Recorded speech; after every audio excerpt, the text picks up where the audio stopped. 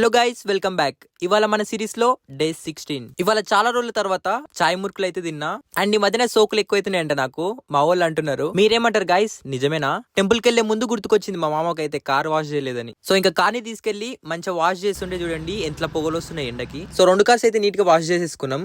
And తినే మా అక్క ఇంకా మంచిగా రెడీ అయ్యి టెంపుల్ కి అయితే వచ్చేసినాం. అండ్ ఇదే the famous and powerful Anjaneya Swamy temple in Urukondapeta. ఇంకా ఫ్యామిలీ మెంబర్స్ అందరం మంచిగా దర్శనం చేసుకొని ఇంకా అందరం కలిసి మంచిగా గ్రూప్ ఫొటోస్ దిగునున్నాం. అండ్ ఆ టెంపుల్ పక్కనే పెద్ద శివుని విగ్రహం అయితే ఉంటది. సో అది కూడా దర్శనం చేసుకున్నాం. ఎండ అయితే గట్టి కొడుతుండే ఈ రోజు. అయినా సరే ఇంకా మెల్లిగా జాతరలోకి అయితే ఎంట్రీ ఇచ్చేసిరు మా వాళ్ళు. ఈ చైన్ బాగుందని మా అక్క అయితే నాకు ఇప్పించింది.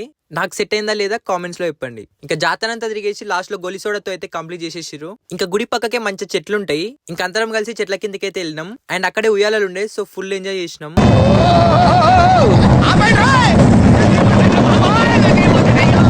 సో ఇంకా మా అత్తమ్మ వాళ్ళు మంచిగా ఊతుంటే నేను మధ్యలో పోయి షో ఆఫ్ చేసిన.